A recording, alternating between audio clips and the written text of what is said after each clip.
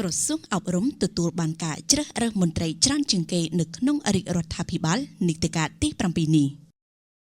ឯកឧត្តមឧបនាយករដ្ឋមន្ត្រីហ៊ុនម៉ាណីរដ្ឋមន្ត្រីក្រសួងមុខងារសាធារណៈបានបញ្ជាក់ថារាជរដ្ឋាភិបាលកម្ពុជាក្នុងនីតិកាលទី7នេះនៅតែបន្តផ្ដោតលើអាទិភាពក្នុងការកសាងធនធានមនុស្សជាក់ស្ដែងនៅក្នុងនីតិកាលទី7នេះដែរក្រសួងអប់រំយុវជននិងកីឡាក៏ទទួលបានការជ្រើសរើសមន្ត្រីច្រើនជាងគេជាពិសេសជ្រើសរើសគ្រូបង្រៀនដើម្បីទៅបំពេញបេសកកម្មការងារក្នុងការកសាងធនធានមនុស្សសម្រាប់សង្គមជាតិកម្ពុជាឯកឧត្តមឧបនាយករដ្ឋមន្ត្រីហ៊ុនម៉ាណីរដ្ឋមន្ត្រីក្រសួងមុខងារសាធារណៈនៅក្នុងសន្និសីទសារព័ត៌មានពាក់ព័ន្ធទៅនឹងគ្រូបង្រៀនផ្អែកលើកិច្ចព្រមព្រៀងការងារបានបញ្ជាក់ថាការកសាងធនធានមនុស្សនៅតែជាអាទិភាពមួយក្នុងចំណោមអាទិភាពគន្លឹះទាំង5រួមមានមនុស្សផ្លូវទឹកភ្លើងនិងបច្ចេកវិទ្យាសម្រាប់រាជរដ្ឋាភិបាលនីតិកាលទី7នេះនាងខ្ញុំរដ្ឋាពី VOB TV